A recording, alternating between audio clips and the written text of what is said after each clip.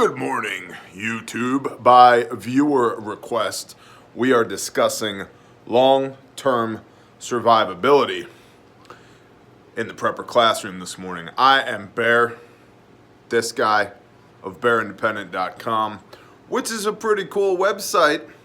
If you're looking for people to spend the apocalypse with, you could check out the forums section there. Yeah, just saying. We actually built the forum section for you because I get 800 to 1,000 emails per day. I've gotten 28 emails since I walked into the door to my office, made this cup of delicious American brewed coffee that I'm gonna slurp right now because I know people hate slurping.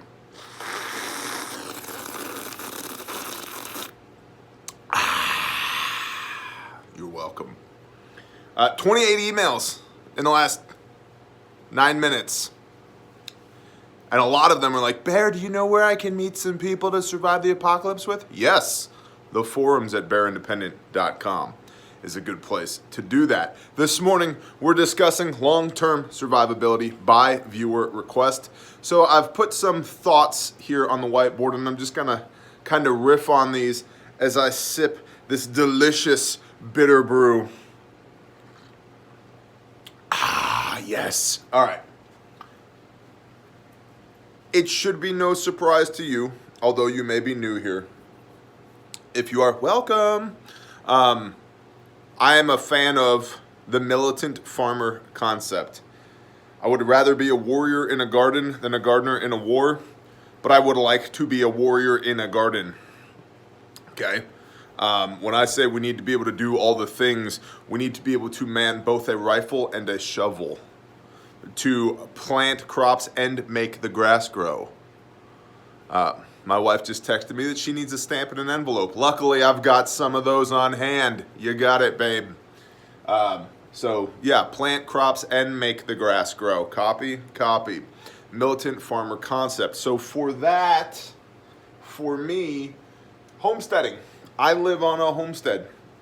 We have currently chickens, guineas, which I hate with a passion. They're like, the sound they make is like nails on a chalkboard plus bad breaks constantly. They never shut up. I hate them.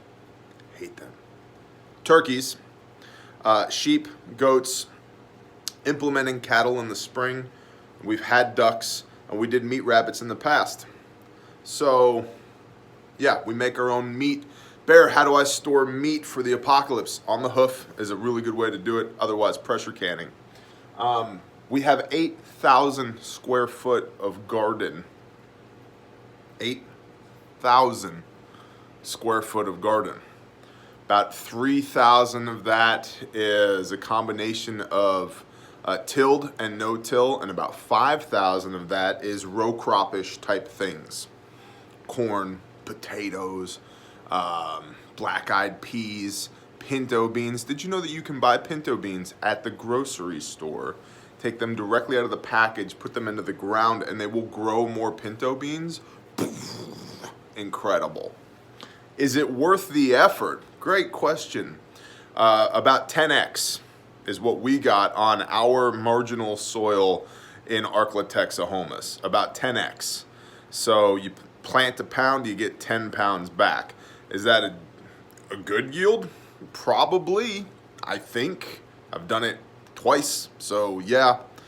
Why is that important? Well, if you have a 50-pound sack of pinto beans and a lot of people to feed, but you also have time, you can plant it, and hopefully get 500 pounds back. That's pretty good. Maybe go 2 cycles, plant that 500 and get 5,000 back. Right. So homesteading, long-term survivability. Gardening, long-term survivability. Livestock, long-term survivability. Now, of course, this all necessitates that we live a rural lifestyle, because we do. Now, when we were suburbanites, we had a third of an acre backyard. We had a third of an acre total, and the entirety of our backyard we dedicated to food production. Brief aside, for 3 years, we struggled and prayed and lived a very austere lifestyle to be able to save to acquire the land that we have now. But we also were convicted that we should be good stewards of the land we have now, because he who can be trusted with a little can be trusted with much. So we took stewardship to the next level on the land that we were on, and we had 11 raised beds, we had row crops, we had meat rabbits, meat chickens, laying hens, fruit trees, berry bushes, composting, a huge compost pile, pecan trees in our backyard. And we produced 40% of all the food that our household ate in our backyard in North Texas with horrendous soil. So it can be done. However, for long-term survivability, the problem there is the population density. All it takes is for your neighbor to look over the 6-foot privacy fence and go, oh, we're starving to death, and they've got tons of food, literal, in their backyard coming up out of the ground. Now it becomes this is now a force-on-force situation simply because of the population density. So also in a rural lifestyle, you can forage. Now, a lot of people are like, Bear, you say all the time foraging is not a good idea. Switch your ears on. Not a good idea if you're bugging out. What I have said repeatedly and will continue to say until the day somebody proves otherwise, that when we are bugging out getting from position A to position B, from where things are bad to where things are better, we do not have the luxury of time to hunt, fish, trap, scavenge, and forage our way to prosperity during the apocalypse, because we need to move. This is not an adventure. It's not a camping trip. It's not even a through hike. We're bugging out. We're on mission. We are loading on to our backs the bare necessities that we need to be able to survive the duration of the mission to get from where things are bad to where things are better. So I'm not taking the time when I'm bugging out to forage. However, if I live rurally, I do have the time to forage. On our property, I believe there are 18 different wild edible species that my wife has identified thus far. They have been marked on a map so that she can hand that map to other people and say, go to position X and fill this 5-gallon bucket with blackberries. Okay, copy. Or go to position E, Echo, and pick half a basket of wild asparagus or whatever, okay? So that's foraging. And we can do that on our property because there exists items to forage. Additionally, fishing, trapping, and hunting. While we don't trap because we have made the decision to not eat things that go forth on pause, there's lots of people that have not made that decision, and so trapping might be right for you. And you can snare deer, and maybe I will. That's something to consider. I don't know what the legality of that is currently in rule of law in Arklatex, but I could investigate. And without rule of law, well, without rule of law, I don't know how much it matters whether or not you snare a deer and what the legality of that is. So, trapping, fishing for sure. My wife is the fisher person in our house. She's awesome at it. I am good at standing on the shore, holding a fishing pole and drinking beer. She is good at actually catching fish. She does great at that. However, role reversal, I'm much better at hunting than she is. So, awesome. And I think, honestly, I just have a lot more experience. I'm sure that she could do it just fine. But for long-term survivability, our environment, our rural lifestyle allows these things, homesteading, gardening, livestock, foraging, fishing, trapping, hunting, to be options for us, all of which produce food. So because we're producing food, we're not beholden to our inventory of food storage. Therefore, food storage exists as a cushion to get us from when the societal collapse happens, when the infrastructure, the logistical systems, the just-in-time truck deliveries that keep everything flowing on a three-day rotation at your grocery store, your supermarket, when that goes away, we have this. And so we can spin this up while we are consuming our food storage versus in an urban or suburban lifestyle, your food storage, that buffer, as you're eating your cushion of your food storage, you're going to have to figure out some very improvisational ways, creative ways to replenish your food supplies, or you will be beholden to somebody else. Food can be weaponized against you. So for long-term survivability for us, we choose to live rurally so that we can take control over the primary variable, one of the primary variables, food, so that we have food security. That allows us to act rather than be acted upon. Okay, let's go over here a little bit. Drink some more of this delicious coffee. DisasterCoffee.com. They're awesome. Check them out. Really, they support first responders and people who respond to disasters, literal, like us and what we do at Grindstone Ministries. It's the best, believe me. Right? I mean, for real though, deployed 6 times in 10 months to actual disasters, unlike everybody else who sits around and talks about it, and they're like, yeah, we try to do 2 deployments a year. You know, right now we're trying to raise $400,000 for our training center so that we can train up a team of 4 guys to run some chainsaws. Like, that's cool. We rebuilt an entire house for 10 grand with volunteer labor in 10 days in Muskogee. But good on you, bro. But good on you. Okay, sorry. What did Paul say? If I shall boast, at least let me boast in the capacity that I have served the kingdom. Amen. Copy that. Team/community for long-term survivability. You may want to be a lone wolf. I don't. You may find yourself in the lone wolf position unintentionally. I don't. I'm a huge proponent of team and community, simply because many hands make light work. It takes a village, all of that nonsense.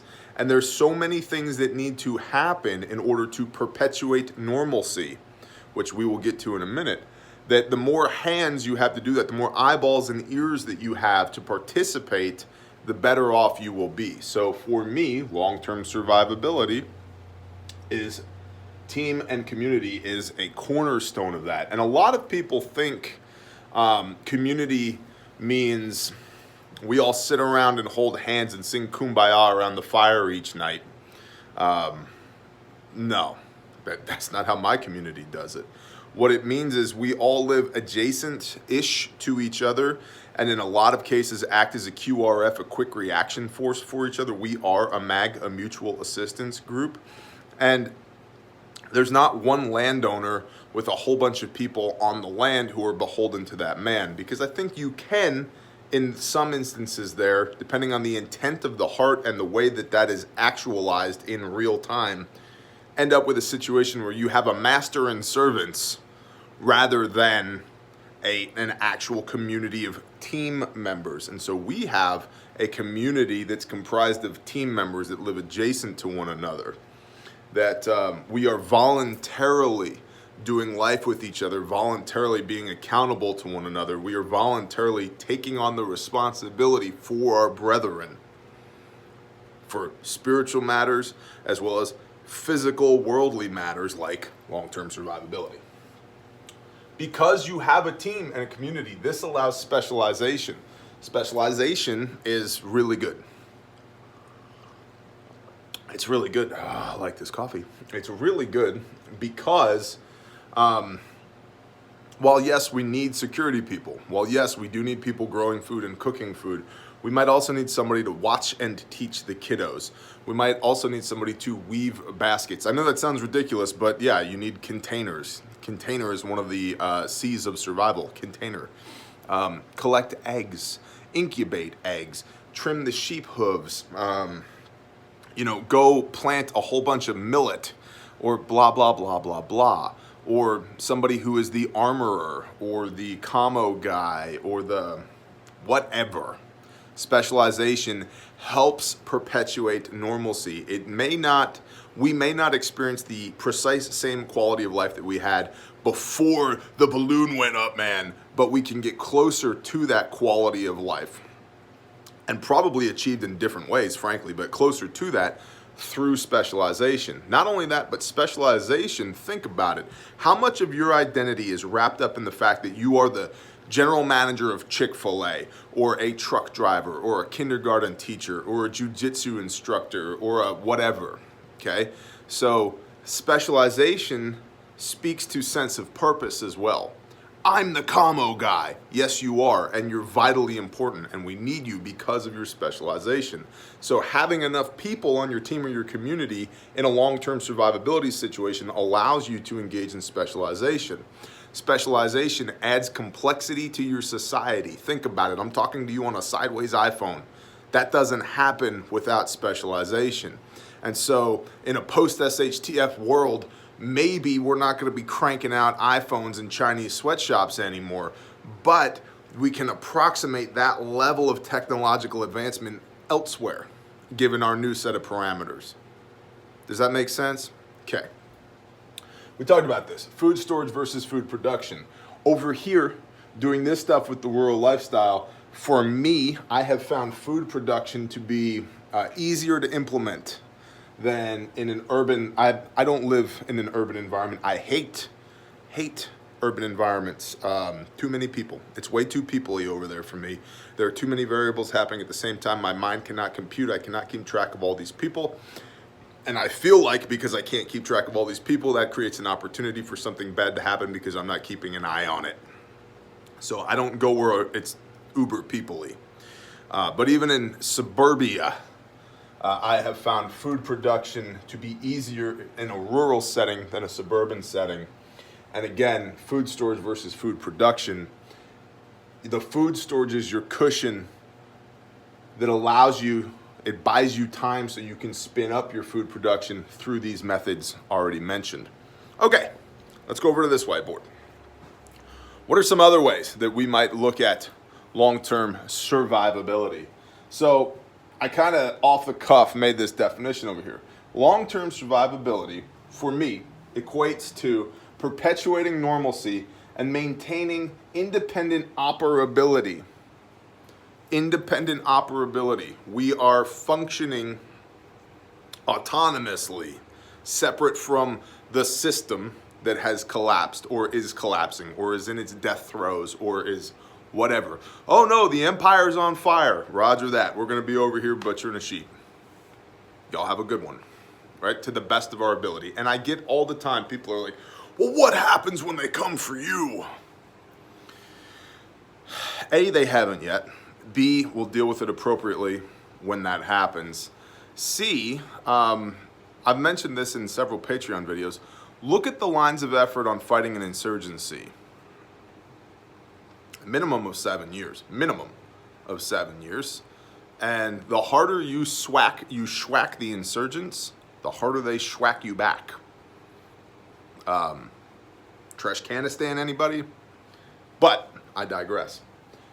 So, perpetuating normalcy for my people, for my team and my community, my tribe, and maintaining independent operability, living a rural lifestyle, homesteading, gardening, livestock, so forth and so on, that allows us to be independent from the collapsing system, especially those supply chain logistics that keep us fed, and being able to project goodwill and force. Goodwill and force. What does that mean? Well, I can project goodwill by operating from a position of strength because I'm squared away, by going out into my community, and maybe we produce an abundance of food and we can be a blessing to others. Of course, you have to be careful who you bless so that they don't turn into a curse for you. But maybe we're so squared away, and because we're engaging in specialization, I've got a couple of people who really know their stuff medically, and we can send them along with a contingent of security personnel out into the community to go, tend to people's wounds, administer broad spectrum antibiotics, rehydrate, so forth and so on. So that builds goodwill, rapport, some would say, in the community. Which does what? Further increases our position of strength, allows us to build our network, to continue to gather intel, which can then be compiled, which can then be acted upon to allow us to continue to perpetuate normalcy and continue to maintain our independent operability, and then continue to project goodwill, and then project force if needed. If needed. But a big part of that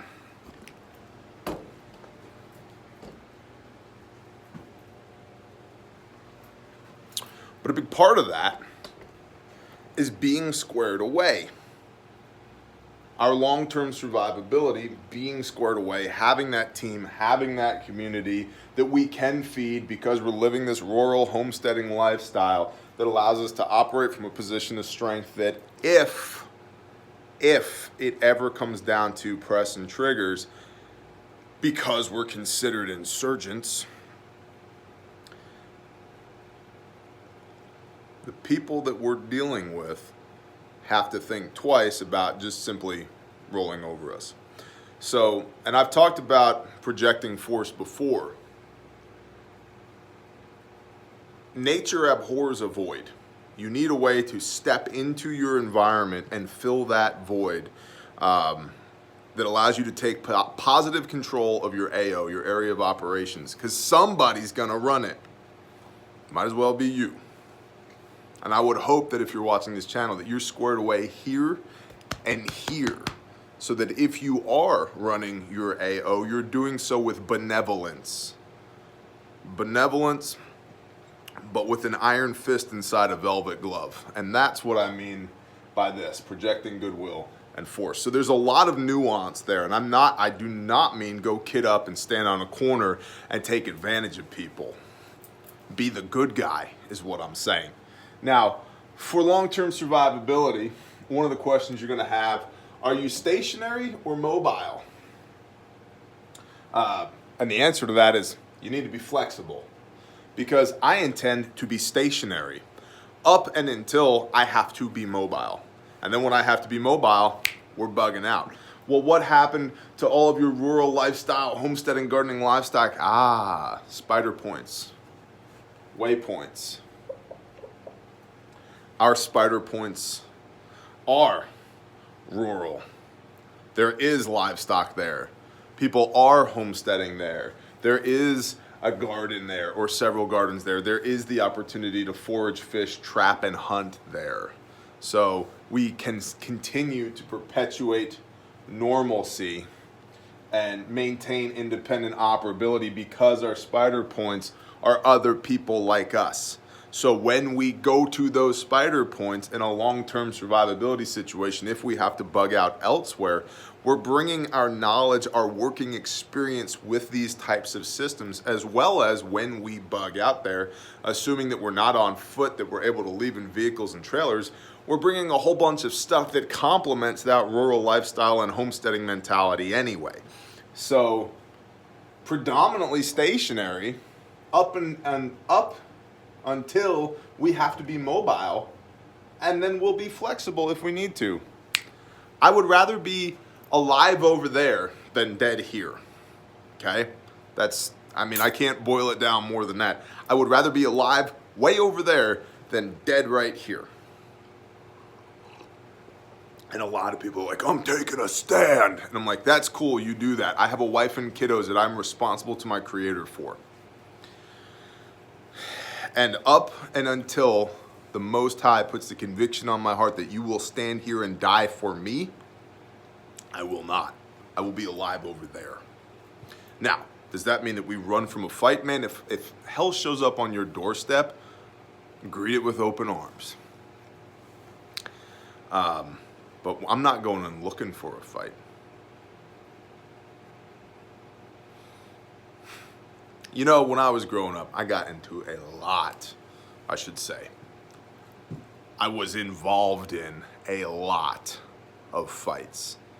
I can honestly say I've been in several hundred fights in my life. And I honestly think I started one or two. The rest were started for me. So I don't, historically speaking, start fights, but I end them. I've had my ass kicked twice. Twice. The other 198 plus didn't go well for those people because I'm just not good at watching people beat on other people and being bullies and taking advantage of other people. My crew growing up was and I played football, and I was really smart, and I did well in school, so I kind of had both like the nerd and the jock thing going on. But my crew was all of the kids that didn't fit in anywhere else. The 4'6", 75-pound Jewish kid, and the 4'6", 300-pound white girl, and just all the weirdos, the 6'2" emo kid, and just all the weirdos. They were all mine. And when all the other popular kids would pick on them, I would beat the piss out of those popular kids. That's the way I'm built. That's the way I'm fearfully and wonderfully created. So I abhor bullying, and I abhor bullies. And I'm much more likely to engage if you're messing with somebody I love than I am if you're messing with me.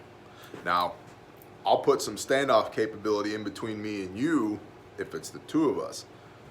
If it's me and my wife and kids, you're dead. Or if it's my best friends, my tribe, my mag, forget it. And so we all have these internal lines, and they're not clearly defined for me. It's much more of a gut thing. I would encourage you to maybe think about, where are your internal lines? But I digress. All right. A lot of people are like, man, I'm going to get a bunker. Hey, if you can afford one and then you're in the right place, go for it. This is not that video. And just to be clear, I don't recommend any bunker manufacturer. If you actually want to buy one, email me and we'll talk, because I've got intel.